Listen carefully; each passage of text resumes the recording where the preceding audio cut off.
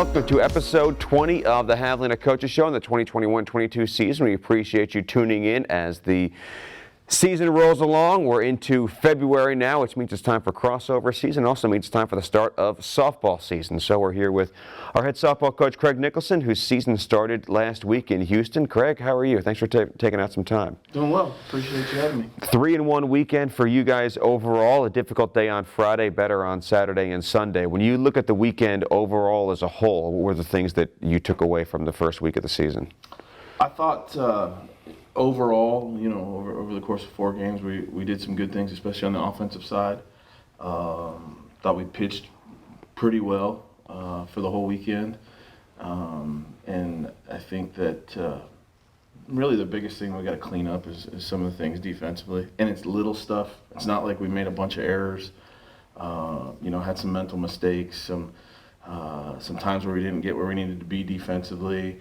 And some of that, I think, is just some repetition stuff, some actually, live bullets flying for the first time.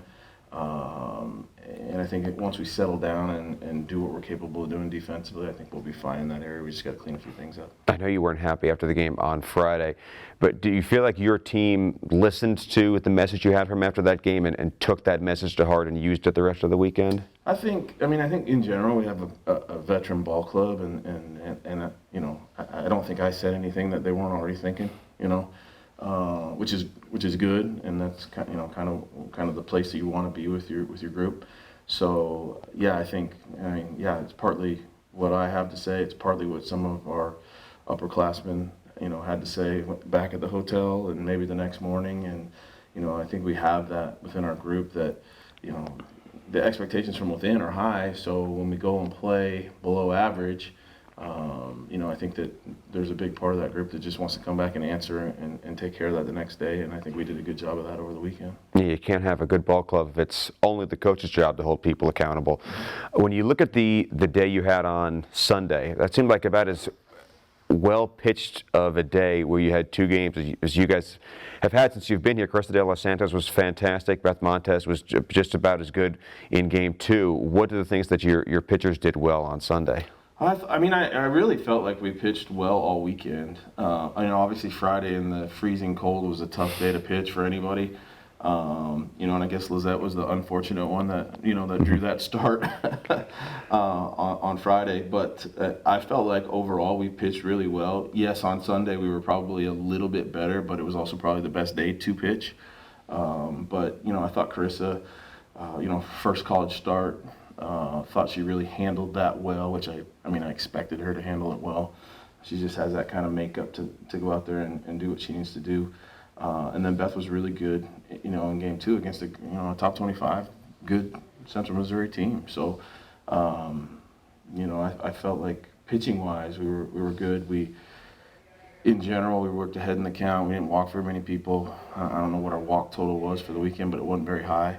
And I think when we pitch like that, when we're kind of controlling the narrative from the circle, I think we really have people that are really capable of doing some good things. What did you think of the week that Kaylee Gonzalez had? I thought Kayla's week was really good. She struggled on Friday, like much of our team. And then, bounced back Saturday and Sunday and had some really good at-bats, made a couple really good plays defensively. And we need her. Look, our people in the middle of the order, we need them to perform. We need Lauren and Jory to get on base and do their part, and we need our 3, 4, 5 hitters, whoever that may be, which it's Kayla and Natalie, and had some different people in the 5-hole a little bit over the weekend, but we need the top part of our order to be super productive, and after game 1, they really were. Really productive over the rest of the weekend. It's the first opportunity for you to get a look at some of the new players in this team. I know Kaylee Dietrich played a few times this week, and you had Aaliyah Ortiz in the lineup more than once. You mentioned you had a few different people. The lineup changed a little bit as the weekend went on. What are the things that you learned about some of the new faces on your team this past week? I don't know that we learned anything new over the course of the weekend. I think it was just important for them to get some at-bats and kind of settle in and the girls that are in year 4 or year 5 in some cases, it's easy for them to settle in. The people that are playing their first game in a Javelina uniform, it's not like they haven't played college softball before, but playing their first game in a Javelina uniform, I think they put a little extra pressure on themselves at times, and we just need them to settle in and do what they're capable of doing. And we definitely saw some glimpses of some really good things this weekend from everybody, really. But we just got to keep working to just let the game come to us a little bit. I think there's times where we press a little bit and try to do a little too much, and we just got to let the game come to us. Weekend number 2 of the season for you guys. Good news is you don't have to travel very far. You'll be in Portland for the tournament that's going to take place over the course of 3 days. What are the goals you have for your team this weekend? Well, I mean, I think obviously being close to home is nice. To kind of kick off this weekend. We go into a weekend, if we're playing 5 games, we expect to go 5-0. I mean, that's just the way it is. And, I think that, continuing to just build and grow that mentality, that's what the expectation is every time we show up. And we know we're not going to win every single game, but, bringing our best effort on an everyday basis. And so I want to see that this weekend. I want to see us come out and play well 3 days in a row. Would like to be able to get some more people some at-bats and, mix that lineup around just a little bit to kind of continue to get. We have a lot of new faces, really, and kind of continue to get some new faces, some opportunity to do some things. And I mean, look, our starting lineup and what that's going to look like through the season is probably pretty set with maybe a couple little tweaks here and there. But we want to make sure that should we have some injuries down the road, should we have, any instance for any reason that somebody can't go, that some of these newer people who are playing a lot of backup roles have had at least a little bit of experience. And, the last thing you want is getting a conference game and somebody's getting their first at-bat of the year because, somebody got hurt the day before or whatever that may look like. So, just trying to get some people involved and, a spot start here and there over this weekend and next weekend so that, they're ready to go when we get to conference starting in March. Well, Coach, I know you'll be on the field once on Friday, twice on Saturday, and twice on Sunday in Portland. Go have a blast. We'll be out there with you. Thanks for your time. Appreciate it. Thank you. We'll take our first break on the Javelina Coaches Show. When we come back, we'll talk to our head Javelina Beach and Indoor Volleyball coach, Tanya Allen. We'll be right back. Don't go away.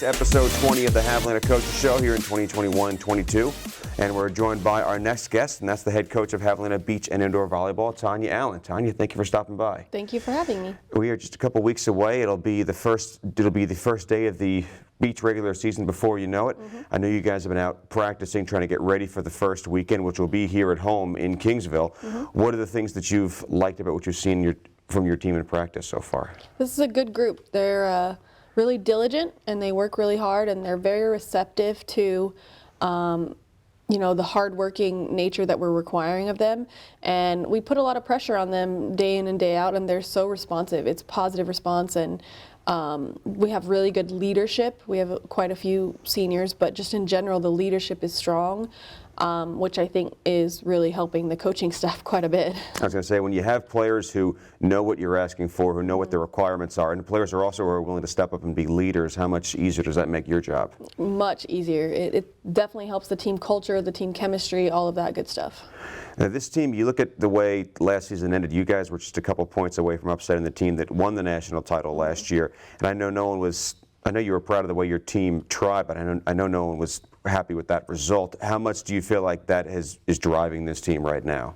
Yeah, they don't want to fail. They definitely do not want to fail. You can see it. I mean, top to bottom, everybody on the roster is committed to trying to do better than we did last year. And we did pretty well last year. I think we just, skill-wise, we're a little bit behind where we needed to be, but the competitive spirit, the hardworking nature, all of that, we are one of the best, if not the best in the country. And I know so much of this time at practice for you is spent in evaluation, trying to figure out who will be the 6 pairs that you'll put out there for the first match. When you're evaluating the players, what are the traits you look for that work well together when you're trying to pair players? I think you have to look at skill. You definitely need two people that are similar in skill level. You don't want one that's significantly better than the other because they're going to have to carry a weight. But you try to find, two that are going to complement each other. If one is lacking in a skill and another one's really good in that skill, sometimes that works well together. We have to factor in personality. Some players are just harder to play with. So you have to find someone who's going to play their best with them.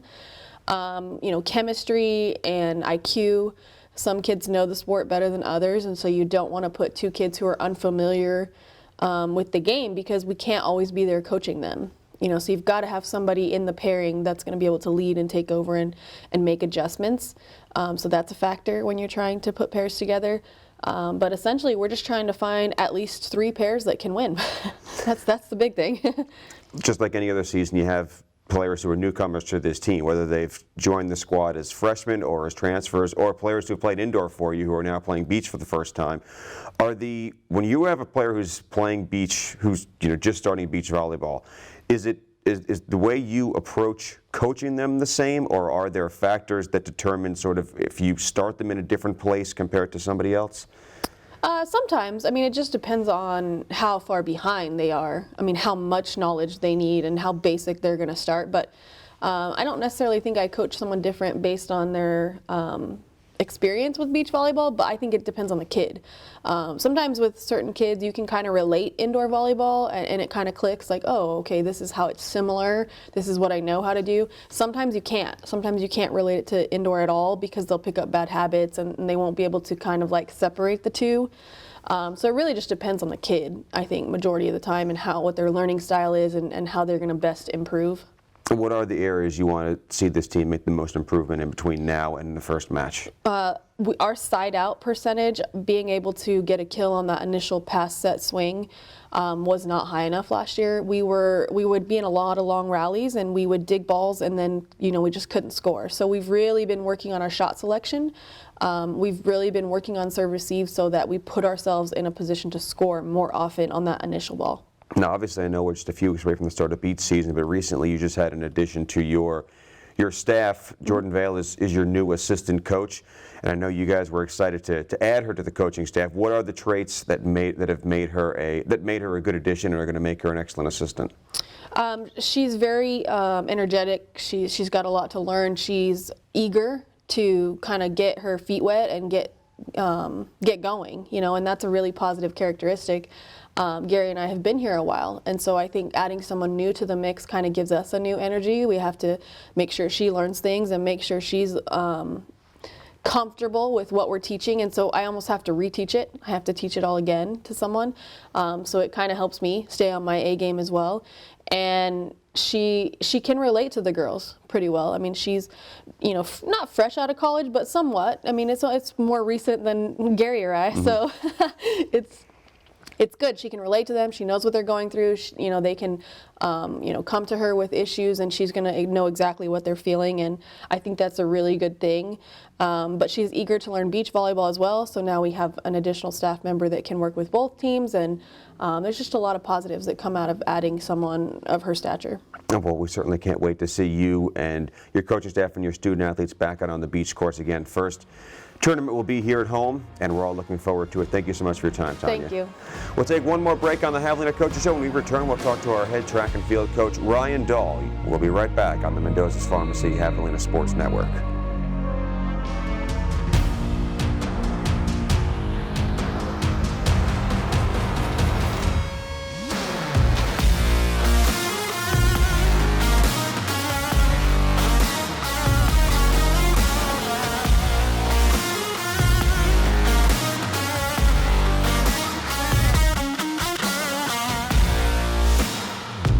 Episode 20 of the Javelina Coaches Show, and we're joined by our third guest. That is the head coach of Javelina Track and Field and Cross Country, Coach Ryan Dall. Coach Dall, thank you so much for coming back. Thank you, Mark. Correct me if I'm wrong, 4 events are in the books for you guys in the indoor track and field season, and the conference meet for indoor always seems to arrive in a hurry for you guys, and you've still got a couple weeks before you get to the Lone Star Conference meet. What have been the things that you've liked about what you've seen from your team so far in the indoor campaign? I think we're getting better each week. It is quick. It's a quick season. You come back from break, and it seems like, in a couple weeks you're at the conference championship. So Indoors is a little difficult, but I think we're getting better each week, and that's really what matters right now. You and I talked about last time you hear the high expectations you have for your team. Do you feel like they've met your expectations for them to this point? I think we're getting there. Yeah, I think we're getting there. The work is there out in practice. I think the work ethic is there. I think the effort's there. They compete hard. So I think now we just got to get sharp in the meets and put everything together. It seems like you guys have an LSC track and field athlete of the week just about every week. I feel like I read about a new record that your multi-athletes are setting just about every week. I know one of your top throwers, DJ Delancey, had a provisional mark in his last meet. Who are the student athletes you think off the top of your head who have impressed you the most so far this season? Yeah, DJ's been great. Hit a big PR last week. So he's definitely been someone who stepped up. And, I feel like we should have Lone Star Conference performers every week. I mean, with some of the athletes that we have. John probably should have been last. I mean, they picked a kid from Angelo who did the same event as John and scored less points, which to me didn't make much sense. But, I understand they probably want to spread it around. But obviously John's having a great season. He's done 2 HEPs, won them both. So hopefully he can keep that going. We got some younger guys that are doing well in that too, and Dean is always right there also. He's been an indoor conference champion. So the multis are doing great, and we got some young athletes that I think are going to make a mark at the conference meet coming up. So hopefully we use the meet this weekend to build toward that. Yeah, I think maybe the LSC was of the mind that they can't give Jonathan Harper all the awards. I know you might disagree with that sentiment. But I feel like we talk about John and Dean and the things they've done in multi-athletes because they're both 2 extremely accomplished athletes. How much do you feel like they push each other? They certainly do, but they're both also very self-motivated athletes, and they've both been here a long time. They do push each other. I think that whole group kind of helps each other, get better. And John and Dean are, they've been here for so long. They're like coaches out there as well. So it's nice to have that because I can't always be right there with everybody. I was going to say, do you think having them around, do you think that pushes the other athletes, whether they're multis or throwers or they're competing in other events? Do you feel like they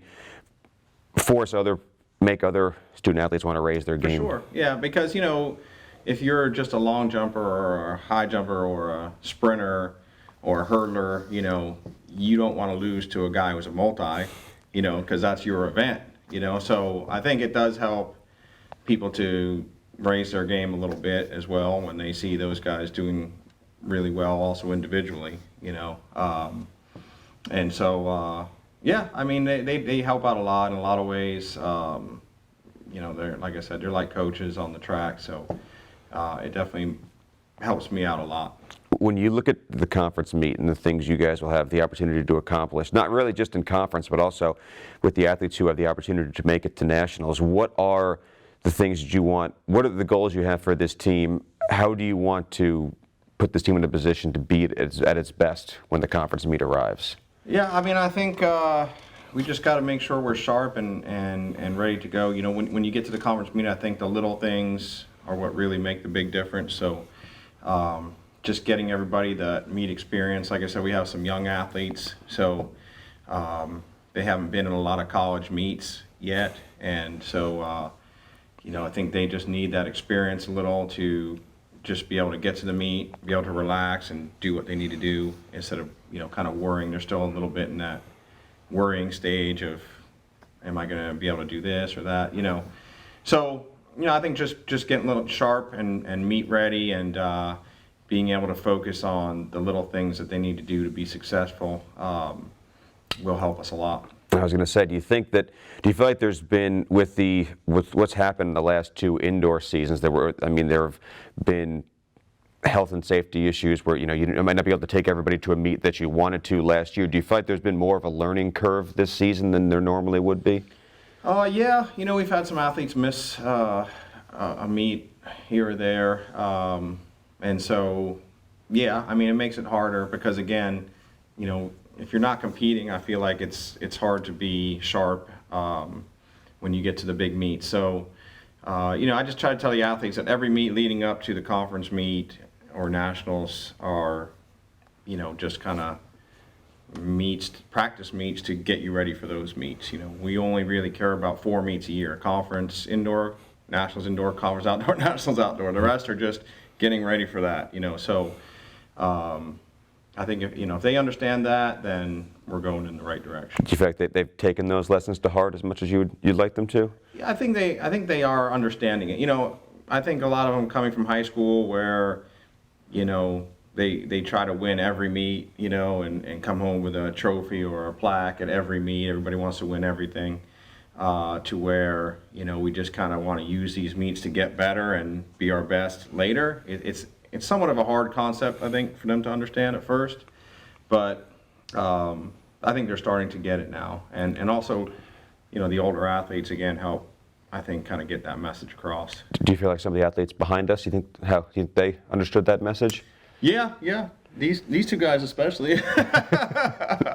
They won a few national championships. So, it's always nice to have, superstars. I think you don't have to worry too much about them. But, I think from a developmental standpoint, you need to get into those meets and get that experience. And, a lot of kids coming out of high school, they never even run indoor. They never run on a bank track. They don't even know. We have kids that go to the first meet and they're all over the place, almost running out of their lane and don't know how many laps they got to run and all this, So it's a steep learning curve because, like you said, it happens fast. And, I think we're just trying to get them some experience so we can get to the conference meet and try to be ready to go. All right, well, Coach Dall, go have some fun the rest of the indoor season. We're looking forward to the conference and the national meet. Thank you so much for your time. Thank you, Mark. Appreciate it. And thank you, everyone, for stopping by on the 20th episode of this season for the Javelina Coaches Show. We'll be back again next week on the Mendoza's Pharmacy Javelina Sports Network. See you again next time.